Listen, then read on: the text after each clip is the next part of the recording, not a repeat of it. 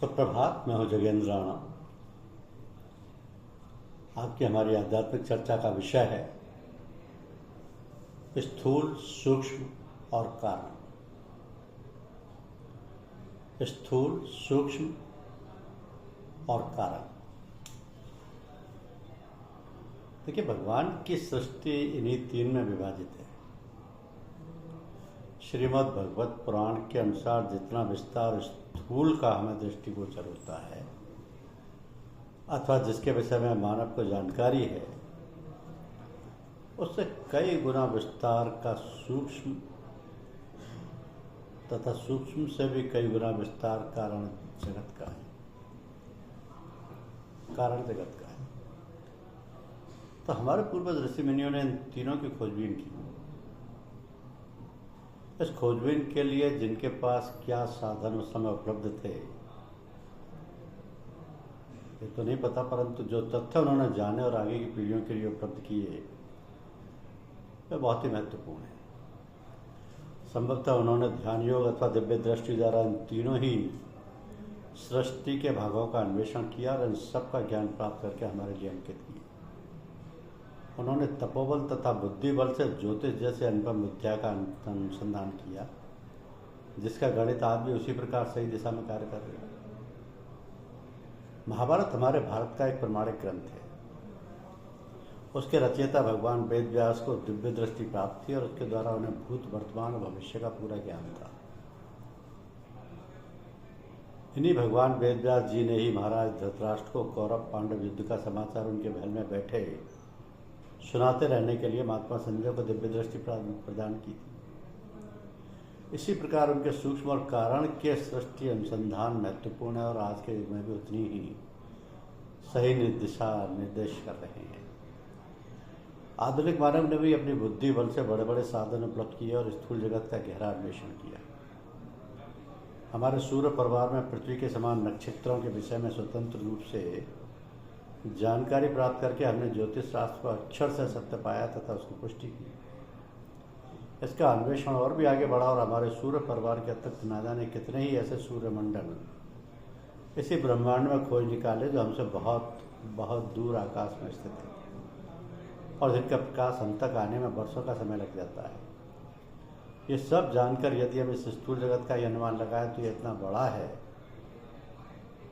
कि इसकी पूर्ण जानकारी करने में हम नितांत असमर्थ हैं। जब स्थूल का ही विस्तार इतना बड़ा है कि जिसकी जानकारी हम नहीं कर पाते, तो सूक्ष्म जो इससे कई गुना बड़ा है उसका हम क्या अनुमान लगा सकते हैं और क्या उसकी जानकारी कर सकते हैं। फिर कारण तो सूक्ष्म से भी कई गुना बड़ा है, उसके विषय में क्या कहा जाए। तो स्थूल के अनुसंधान के लिए तो साधन भी उपलब्ध है, परंतु सूक्ष्म और कारण के लिए तो साधनों का भी अभाव है। मानव बुद्धि तथा सामर्थ्य की तुच्छता तो यह है, फिर भी वह अपने आप को कितना बुद्धिमान सामर्थ्यवान समझता है। विचार कीजिए कि यह सब कहाँ तक उचित है। स्थूल, सूक्ष्म, कारण ये सब सृष्टिकर्ता की रचना मात्र है। वही सबका स्वामी, संचालन करता तथा सर्वस्व है। उसी की शक्ति जिसे हम प्रकृति मात्रा का आदरणीय नाम देते हैं, इस सारी सृष्टि का पालन संचालन करती है। तो सृष्टा द्वारा ही प्रकृति के नियमों की रचना हुई, जिसके अनुसार सृष्टि के सारे कार्य सुचारू रूप से चलते रहते हैं। मानव ने इन नियमों को जाना, समझा और उसके अनुसार चलना भी सीखा है।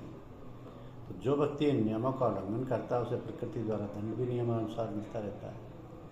मानव जीवन का इस स्थूल सूक्ष्म कारण से क्या संबंध है, हम थोड़ा इस विषय पर विचार करें तो हमें अपनी तुच्छता का अनुमान लगा सकते हैं और विशाल सृष्टि में मानव क्या है और उसकी क्या सामर्थ्य है, इसे देखकर हमें कहना पड़ता है कि मानव को अपनी जानकारी पर गर्व करना नितांत भ्रामक है।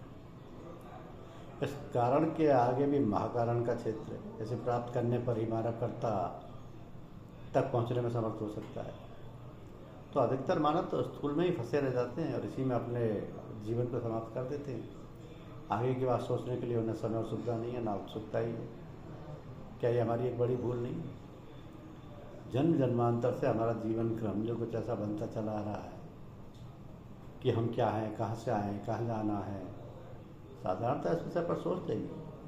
हमारे बड़ों ने हमें कमाने खाने योग्य बनाने में ही हमारी शक्ति सामर्थ्य व्यय की, जिससे उन्हें तथा हमें सांसारिक जीवन को सुख सुविधा संपत्ति मिले और सभी प्रकार के सांसारिक सुखों का उपयोग कर सकें। इनके आगे की बातें हमें नहीं बताई, संभव है उन्हें भी इस विषय में जानकारी ना रही हो। पुराने ऋषि मुनियों द्वारा मिला ज्ञान तो युग परिवर्तन के साथ लगभग लोप ही हो गया। तो इस संसार में पैदा होना तथा बढ़ना, शिशु से बालक, बालक से युवा और युवा से वृद्ध होना तथा समय आने पर संसार को छोड़कर चले जाना, यही जीवन का साधारण क्रम है। मानव, पशु, पक्षी, जलचर, वनस्पति, पेड़ पौधे आदि सभी का जीवन इस क्रम के अनुसार चलता रहता है। हम भी अपने जीवन के इसी क्रम के अधीन सब कुछ करते रहते हैं। थोड़ा सोचें कि हमारे ही समान पशु, पक्षी, वनस्पति आदि का भी जीवन क्रम यही है, तो हमारे तथा इनके जीवन में क्या अंतर रहा। वनस्पति में तो साधारणतः प्राण यानी जीवन लेना मानते ही नहीं, जो सही नहीं है। तो पशु पक्षी में प्राण होना भी मानते हैं, परंतु उनमें वो बुद्धि नहीं होती जो मानव में होती है। इसी बुद्धि के कारण वह इन सब पर शासन करता, जीवन में बड़े बड़े कार्य करता और सुख भोगता है। एक बड़ा अंतर मानव में और अन्य प्राणियों में है। अब मानव यदि अपने भगवान की दी हुई दिव्य प्रतिभा अर्थात बुद्धि को अपने जीवन की आवश्यकताओं के अतिरिक्त यदि इस खोज में लगाए कि हम क्या हैं, कहाँ से आए हैं, कहाँ जाना है और विचार करें, तो संभव है वह अपना जीवन क्रम ही बदल डाले।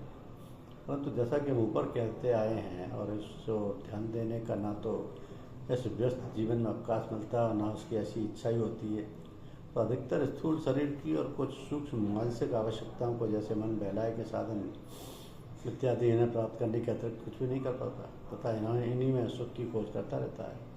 अब मानव मात्र तथा प्राणी मात्र की इच्छा आवश्यकताओं की ओर यदि हम ध्यान दें तो हम इन्हें 3 श्रेणियों में बांट सकते हैं। पहली इच्छा तो ये होती है कि मैं सदा ही बना रहूँ, स्वस्थ रहूँ, जरा या बुढ़ापा या मृत्यु से रहित रहूँ। दूसरी इच्छा उसे बहुत कुछ जान लेने की होती है, क्या अच्छा है, क्या बुरा है, उसके आसपास और दूर दूर स्थानों में क्या हो रहा है, ये सब वो जानना चाहता है। तीसरी इच्छा उसे आराम, सुख तथा आनंद देने की सदा बनी रहती है और किसी प्रकार के कष्ट, दुख, असुविधा आदि से दूर रहना चाहता है। तो तीनों इच्छाएं आपको प्राणी मात्र में मिलेंगी, परंतु उनमें से कोई एक भी पूरी नहीं हो पाती और इन्हें पाने के प्रयास में उसकी आयु पूरी हो जाती है। तो पहली इच्छा को सत, दूसरी को चित्त और तीसरी को आनंद कहते हैं। इन तीनों को मिला देने से भगवान का नाम सच्चिदानंद बन जाता है। जीवात्मा भगवान परमात्मा का एक अंश है, इसी कारण उसमें भी इन तीनों का भंडार है। वही सच्चिदानंद परमात्मा है। सच्चिदानंद को यदि पा सके तो हमें ये तीनों पदार्थ स्वतः ही प्राप्त हो जाते हैं तथा स्थूल, सूक्ष्म और कारण से भी पार हो जाते हैं। ये सब कैसे प्राप्त हो और अथाह सागर स्थूल, सूक्ष्म और कारण का कैसे पार हो, यही हमारी विचारणीय है, यह हमारा विचारणीय विषय हो। सबसे पहले तो स्थूल से जन्म जन्मांतर का चलता चला आ रहा चिपका छोड़ना, सूक्ष्म में चलना और उसे पार करना होगा, फिर इसी कारण को भी पार करना होगा। बहुत लंबा रास्ता है, क्या इसे पार करना इस जीवन में संभव है? संतों की भाषा में इसका उत्तर यह है कि यह संभव ही नहीं है, अपितु सरल भी है। इसके लिए निश्चित मार्ग है और उस पर चलने के लिए कोई नियम भी नहीं, कुछ नियम भी हैं। उस मार्ग पर चलना और नियमों का पालन करना, यानी नियमों का पालन आपको करना होगा, आपको निरंतर अभ्यास करना होगा और यूँ कहिए कि एक प्रकार से अपने जीवन का दृष्टिकोण भी बदलना होगा। संतों के पास ऐसे साधन भी प्राप्त हैं जो आपको ये सब कार्य सरलता से करा देंगे और आपके सामान्य जीवन में किसी प्रकार की बाधा भी नहीं पड़ेगी। इस सब के लिए आपको स्वयं को तैयार करना होगा और मार्ग पर आना अवश्य पड़ेगा, फिर आपको पूर्ण निर्देशन, सहायता आदि सब कुछ प्राप्त होगा। तो यदि आप उनके यानी संत सद्गुरु के पूर्ण विश्वास, श्रद्धा और समर्पण की भावना से शरणागत हो गए तो बस उन्हें अपनी शक्ति से सारी सूक्ष्म और कारण आपको पार करा देंगे। इस प्रकार आपको पूर्ण सच्चिदानंद को प्राप्त करने में कोई कठिनाई नहीं होगी। आपके जन्म जन्मांतर से चली आ रही तीनों इच्छाएं यहाँ पहुँचकर पूर्ण हो जाएंगी, अर्थात सत सदा बने रहने की इच्छा, अमृत, चित्त सब सृष्टि का, ज्ञान तथा आनंद, सबसे उत्तम प्रकार का सुख सदा के लिए प्राप्त हो जाएगा।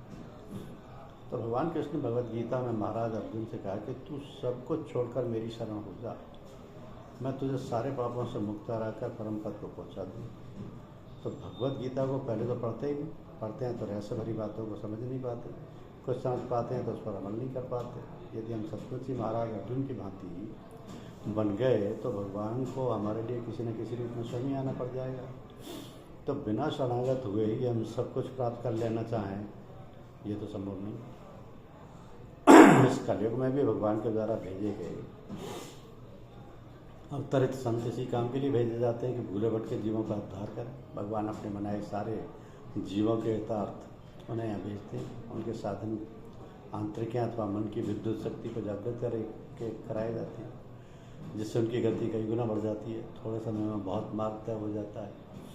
बाहरी स्थूल यानी जड़ पूजा में आपको जाकर यही चक्कर काटते रहने को नहीं छोड़ जाएंगे।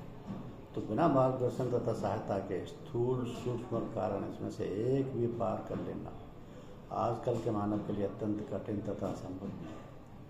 मानव की साधारण शक्ति सामर्थ्य के द्वारा ये पार नहीं हो सकता, नहीं हो सकता ये, क्योंकि इसके लिए पूरा प्रयत्न करना होता है। अब इसके लिए देखिए एक उदाहरण है कि सन 1928-29 की बात है। श्रीमान चचा जी महाराज परम संत रघुवर दयाल जी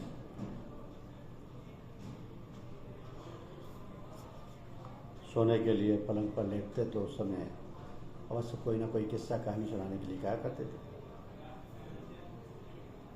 तो कभी कभी आप स्वयं कोई कहानी सुना देते थे, जिससे थोड़ी बहुत हंसी भी हो, शिक्षाप्रद भी हो। उनके मुख कमल से सुनी एक कहानी ये है कि नारद मुनि एक बार मृत्युलोक में भ्रमण करते हुए एक छोटे से उपनगर में होकर जा रहे थे कि एक महाजन अपनी दुकान से उठकर उनके पास दौड़ता हुआ आया और निवेदन किया, महाराज मेरे स्थान को पवित्र करो। नारद जी भी मौन थे, उस महाजन के साथ चल दिए। इस महाजन ने अपना ऐसा नियम बना रखा था कि जो कोई भी साधु सन्यासी उधर से निकलता उसे अपने घर लाकर उसकी सेवा करता, उन्हें भोजन कराकर तृप्त करता और जाते समय उसे आशीर्वाद दे जाती। तो महाजन नारद जी को भी अपने घर लाया, सेवा की और उनको अच्छा भोजन कराया। नारद जी उसकी सेवा से प्रसन्न हो गए और बोले, भगवान विष्णु भगवान के पास जा रहे हैं, तुम्हें कुछ आवश्यकता हो तो बताओ।